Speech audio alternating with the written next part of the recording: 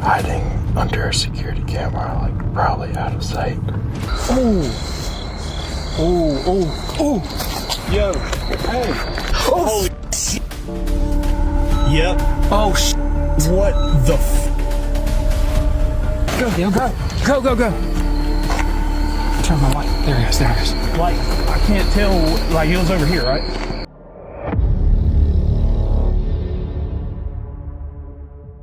In 2023, a solo female van lifer known online as Cat Lady Van shared one of her most unsettling experiences to date.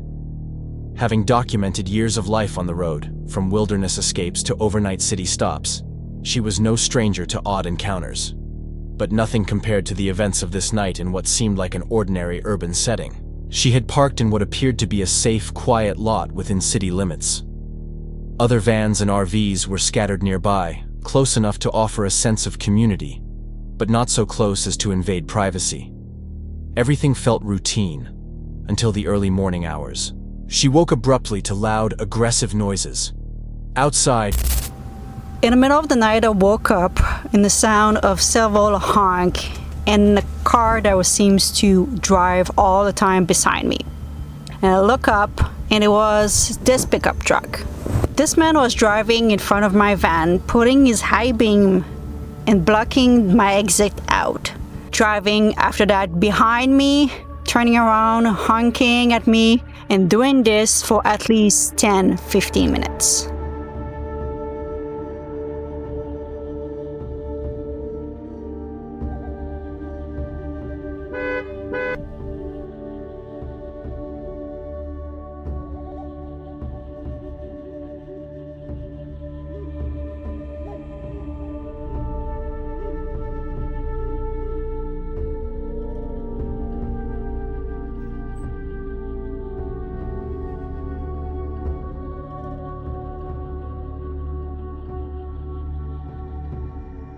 Honking, and he's just parked further into the parking lot, and I don't know if I should move or stay here.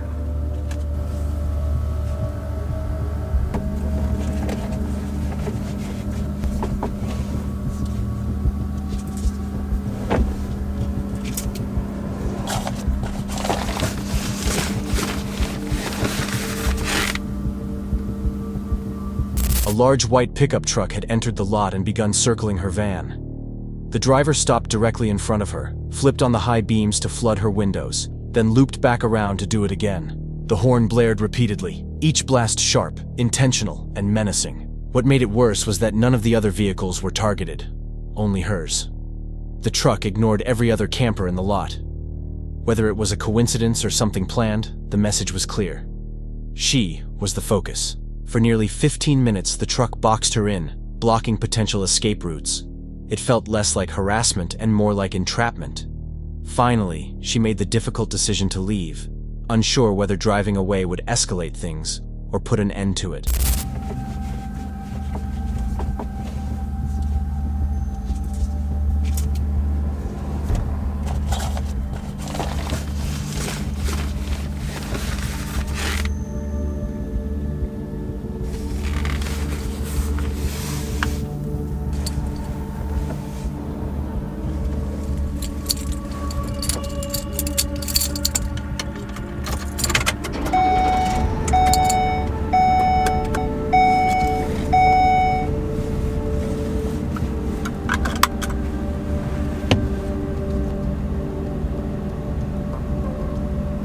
Alright, I don't see the van anymore.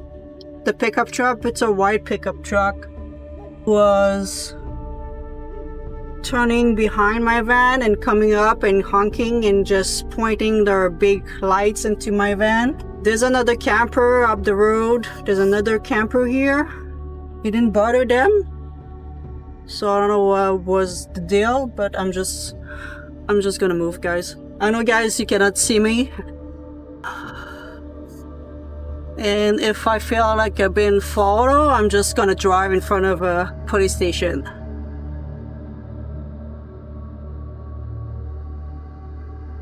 We're gonna drive to a completely different town so we don't get arrested, we don't get bothered again later.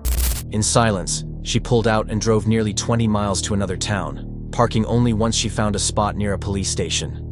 There, she finally felt a measure of safety. The driver's motives remain a mystery. Was it someone who recognized her from social media? A person with hostility toward van dwellers? Or just a case of mistaken identity? Every possibility was disturbing, especially since no one else in the lot had been harassed.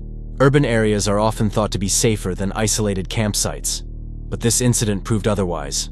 Being surrounded by others offered no protection when she was singled out. So what do you think? Was this simply random intimidation, or something far more deliberate? Uploaded on May 8, 2023, this video began like so many cheerful travel vlogs, full of optimism, lighthearted banter, and the thrill of starting a new chapter. Jen and Will, along with their dog Tucker, had just left Florida to embrace full-time RV living.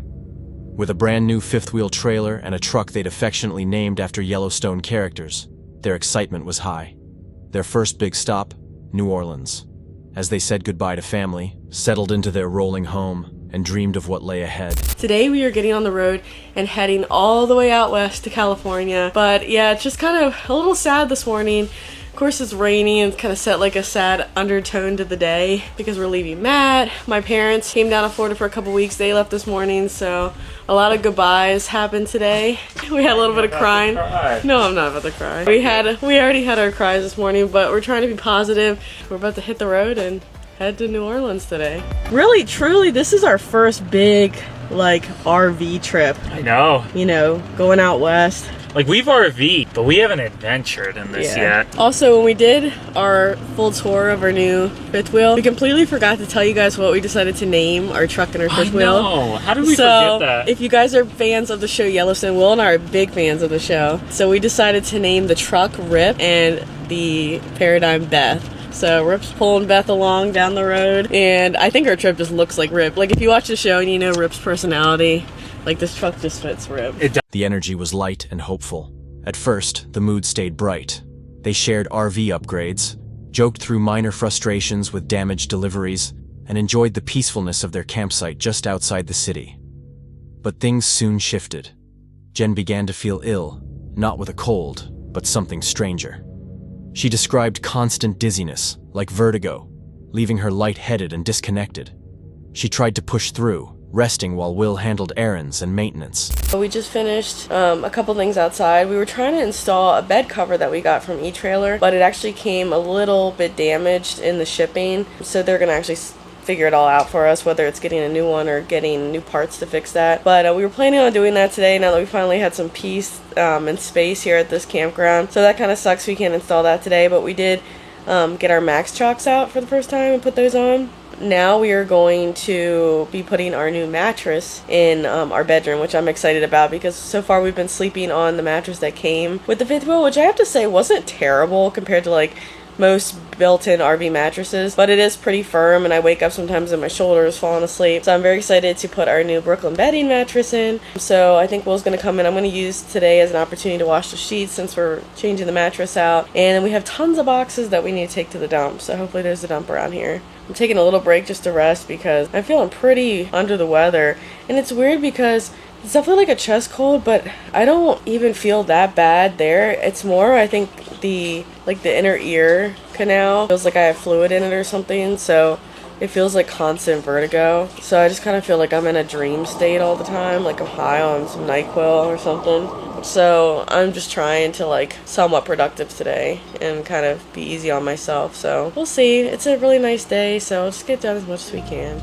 Eventually, they ventured into the city. New Orleans was lively, chaotic, full of energy, but not exactly inviting. The couple admitted feeling uneasy. The noise, crowds, and unpredictability left them on edge. They told themselves it was just the holiday weekend. But then, the real blow came. It's kind of stuff. Well, no, I mean, I had some other tools. Nothing really that major. More would have just been like a pain in the butt. But they didn't take any of that. Truthfully, it was stuff like, toe straps and that light dad got me. They took all that? No, I'm saying all that stuff, it's not worth value. Yeah. But it would have been a pain in the butt to go and get all that stuff again. I know. You know? Okay, let's leave. Well, New Orleans put a little damper on our trip. So we truthfully didn't feel the most comfortable in New Orleans, being completely honest. We were kind of like, hey, it's St. Patrick's Day weekend, and maybe people are just being a little crazy. We didn't know if we'd ever really come back, to be honest. And then we came out to the car, and I'm like, Jen, why'd you leave the window down? And she's like, I didn't leave the window down. And I'm like, get closer, and I'm like, somebody busted out our window. So we didn't really have anything of value sitting out. No, luckily, I had a really nice Craftsman toolkit my parents bought me for Christmas years ago. I had it under the seat if it was in here, but we were doing a bunch of work on the RV yesterday, and I think I pulled it out for that. Keep your fingers crossed. I think it's in the RV, so. Yeah, so we're a little rattled right now. We're here at a Lowe's that we're gonna go into and try to get the stuff to like patch the window real quick. Yeah, my guess is we're supposed to be leaving tomorrow morning. My guess is we'll have to get it fixed in Waco when we get there. Yeah, which is our our next stop. next stop. And, you know, I don't even know. Maybe we'll call the insurance company. Maybe we won't, depending on how much it is, if it's worth filing a claim and all that. So yeah. Returning to their parked truck near the campground, they found the window shattered. Glass covered the seats. At first, disbelief. Then, the sinking realization. They had been robbed. Tools, straps, and personal items were gone. None of it expensive, but all useful, and some impossible to replace. Worst of all, their dog Tucker had been inside and nearly stepped on the glass. The rest of the night was spent vacuuming shards, taping plastic over the broken window, and figuring out what they could salvage. They debated insurance, knowing the chances of recovery were slim. What stung wasn't just the theft, it was the violation. The knowledge that someone had targeted them in broad daylight during their very first big stop on the road. By the end of the episode, they weren't wide-eyed travelers exploring a new city. They were simply ready to leave. Jen and Will admitted they'd felt unsafe much of the time they were there. Feelings they had brushed aside until this incident made it impossible to ignore. With their next destination ahead, they drove off with the window sealed in plastic, emotions raw, and trust shaken. This wasn't the kind of content they wanted to create, but the shift from celebration to unease made the episode stand out. It captured something often missing from polished travel vlogs. The truth that when your home is on wheels, you're not just visiting, you're vulnerable. Every place carries risk, and sometimes that risk becomes real. They left New Orleans with more than a broken window. They left with a new perspective, because once your sense of safety is shaken, the road feels a little longer and a lot less free. Would you keep traveling after something like this? Or would you wonder if the next stop carries the same risks, or worse?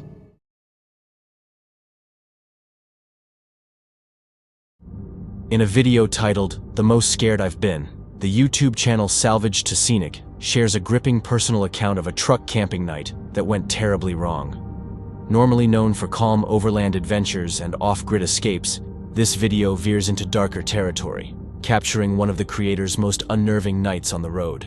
The evening began like so many others. After a long day of travel, he parked in a public lot to rest. But around midnight, the calm unraveled. A vehicle pulled up nearby, honked, and began circling his truck.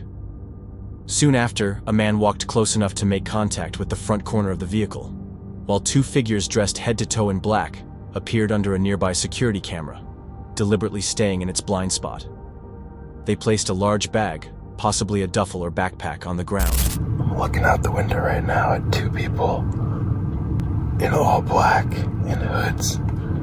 They're hiding under a security camera, like probably out of sight. And they've got a bag on the ground, like a big duffel or backpack or something. And I don't know if they're like doing a drug deal or if they've got tools in there and they're fixing to break into my garage. But I don't really like this.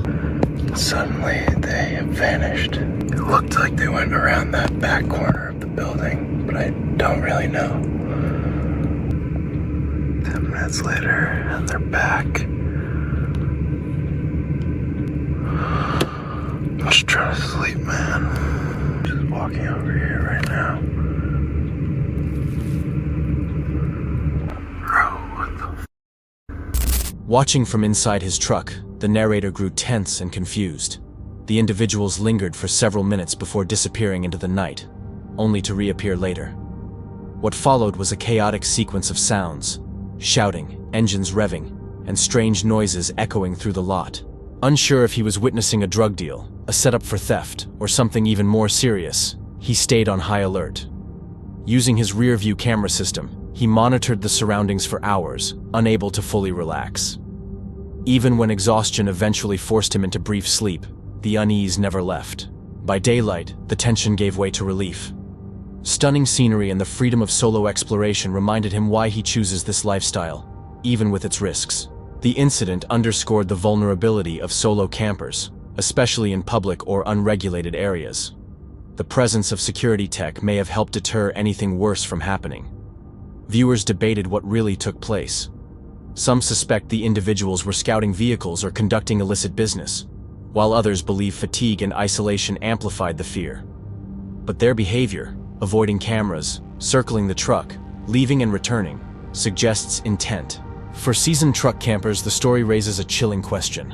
When you're parked alone in a seemingly ordinary lot, how can you ever be sure you're truly alone? So what do you think was happening that night?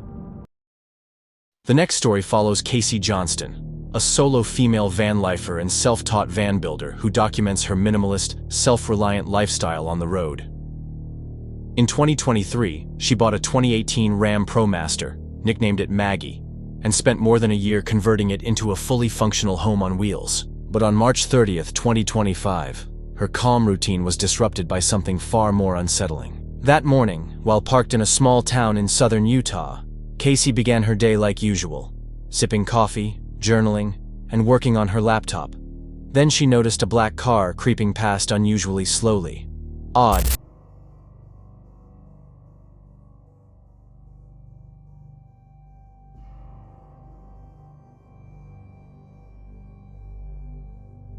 That was a really short morning montage because usually I would show you guys me making coffee or breakfast here in the van, and that is just not what happened this morning. In fact, Olive and I had a fairly unsettling morning, and I'm going to tell you guys about it. And if you're new here, hi, I'm Casey. I live in my self-converted camper van full-time on the road with my cat Olive. So just for some context, we are in a very small town in southern Utah, and we have already switched spots, but the spot we were at last night and this morning was actually a big dirt pull-off off the main road going in and out of town. So Olive and I, fairly early, I started working on my computer and recording some footage for the vlog, and I noticed at about 7 a.m. a black car went past us very slowly on the main road here. Speed limit is 40 miles an hour, and this car was going maybe 15 to 20 miles an hour, which struck me as odd, but they kept driving, so I really didn't think much of it.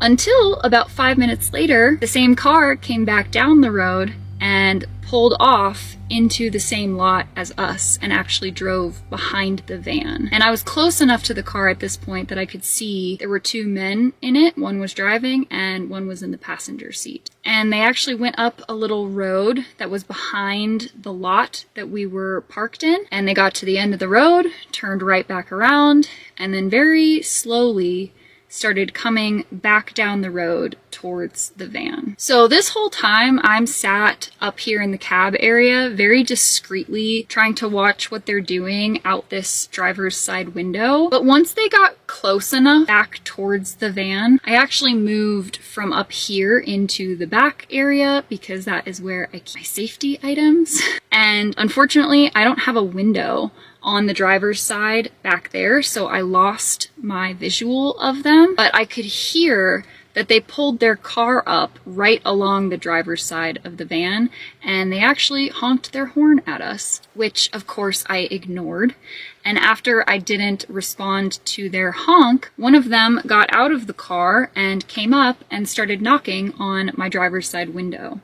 But not immediately alarming. Minutes later, the same car returned, pulling into the lot where her van was parked and circling behind it. From her vantage point, she could see 2 men inside. They drove down a side road at the back of the lot, reached the end, then turned around and came back toward her van. Trying not to draw attention, Casey moved to the back of her rig to grab safety items. Out of sight, she heard the car pull up alongside her driver's side. The men honked. Then one got out and knocked on her window. This wasn't police, security, or anyone she recognized. Just 2 strangers at her door. Casey chose not to respond. After a few tense minutes, they left and drove back toward the main road. Knowing she needed to move but wary of leading them into isolation, she searched for another spot nearby.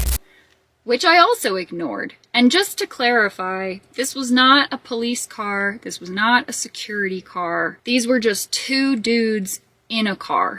So a couple minutes after I ignored the knocking, they finally left. They went back out onto the road and I watched them slowly drive away. At this point, I knew I needed to leave the lot, but I wasn't sure where I was going to go because again, this is a small town and it is surrounded by very desolate areas. So the last thing I wanted to do was immediately try to leave town, drive out into the middle of nowhere and have them follow me. So I was looking up on my phone options for places to go. And I kid you not, 30 to 45 minutes later, the same car comes back down the road and pulls off on a street just up the road from us. So my brain is immediately telling me, oh, these guys are up the street and now they're just watching you.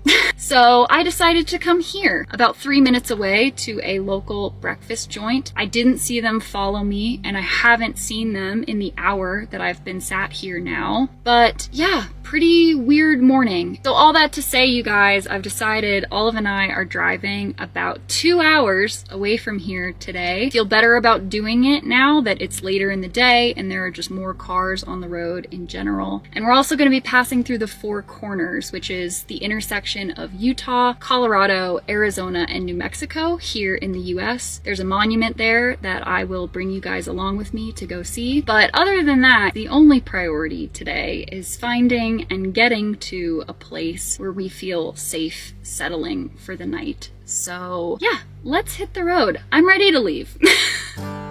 Roughly half an hour later, the same car reappeared, this time parking on a nearby street within view of her van. It felt deliberate, as if they were watching. She quickly relocated to a local breakfast place a few minutes away, where the car didn't follow. Later that afternoon, she made the call to leave town altogether.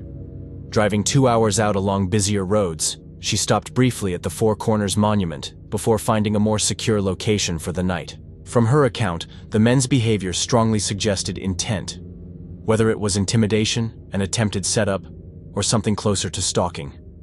The repeated passes, the circling, and their decision to linger all pointed to more than simple curiosity. For solo travelers, moments like this can escalate fast. Would you have confronted them, called authorities, or left immediately? And what if they had chosen to follow her onto the open road?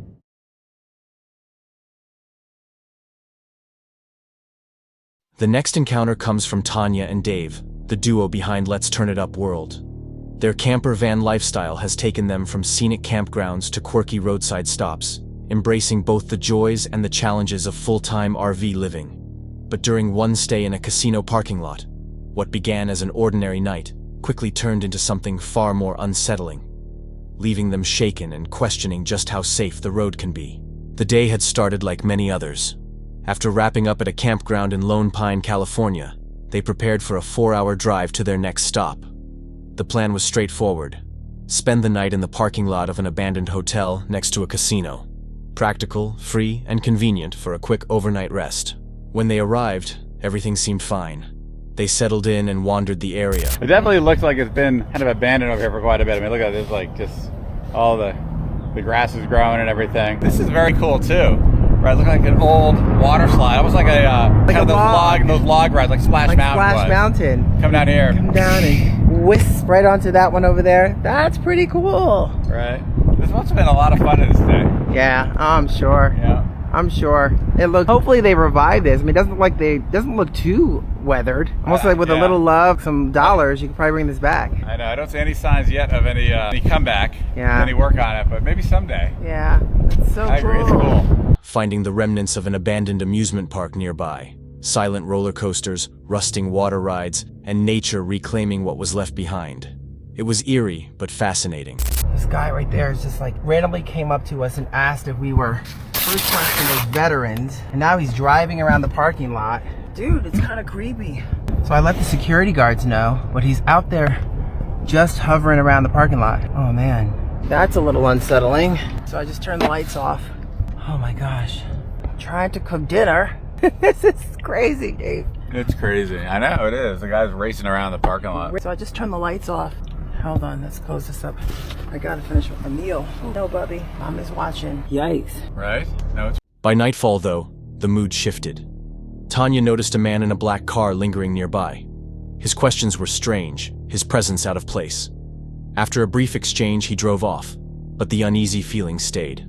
That feeling deepened when the same car returned. There's a black car. Feels a little weird as well. Just kind of sitting there. Oh gosh. That is the same one that was there earlier. The Ford that was there earlier that also kind of circled by. Black Ford Explorer. Oh my goodness gracious. I mean, I'm not sure if I'm just worrying too much or... We're gonna move it on. Yeah. This time accompanied by a white van with few windows. Both vehicles began circling the lot, moving slowly past the camper as if sizing it up. Eventually, they parked nearby.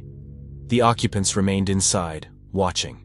A security guard later confirmed that the man in the black car had been acting erratically earlier, heightening their concern. Tanya and Dave began to suspect they were being cased, their van, bikes, and belongings possibly targeted. The white van seemed especially suspicious, its design perfect for concealing stolen property. With nerves fraying, they made the call to leave. They secured their things, shut off the lights, and quietly pulled out of the lot. During the tense drive to a truck stop they'd used before, they kept checking the mirrors, worried they might be followed. Relief only came when they arrived safely at the familiar stop. By morning, they were rested, but resolute. When your gut says something's wrong, it's better to act than to wait. This night had been a sobering reminder. Not every overnight spot is safe. The repeated appearances, slow passes, and coordinated presence of two vehicles suggest more than coincidence. Whether it was theft, intimidation, or something worse, the behavior showed classic signs of a targeted setup. In situations like this, hesitation can be costly. Would you have stayed put and risked confronting the unknown, or done what Tanya and Dave did and leave immediately? And if they hadn't moved that night, what might have happened before morning?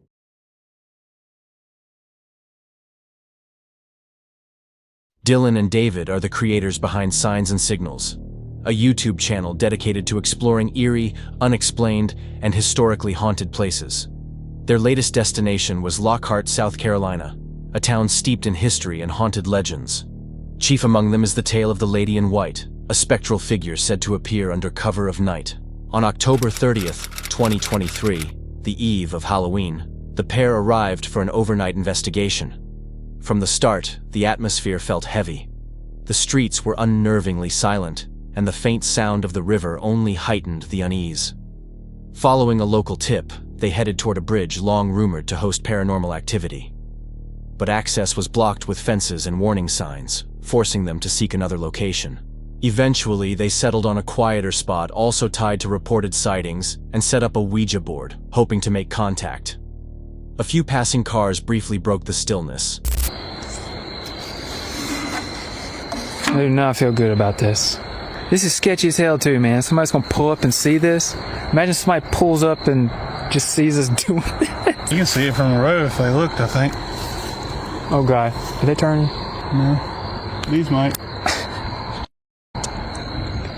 Dude, this is so fucking sketch, bro. We got it. Let's get it over with. But the night soon shifted. Out of nowhere, a piercing scream rang out. Oh! Oh, oh, oh! Yo, hey, y'all alright? Yo! Somebody got hurt. That sounded like a woman too. Hey! I got goosebumps, dude. Yo, are we really gonna go down here? Hey! Are you okay? There's no way we can even get to whoever it is. Maybe, like, they were down there in the water. I don't know, dude. Are we supposed to call the cops or something? I don't really know. I feel like yes, kinda. Could that be like an animal though? They say bobcats do. Make like a screeching sound. It was distant yet clear, high-pitched, human-like, and filled with distress. Unsure whether it was an animal or an actual person, they debated their next move. Finally, they followed the sound toward the riverbank. Calling out brought no response. Their flashlights revealed only thick woods and the shimmer of water. The scream faded into silence, leaving behind a tension that seemed to thicken the air.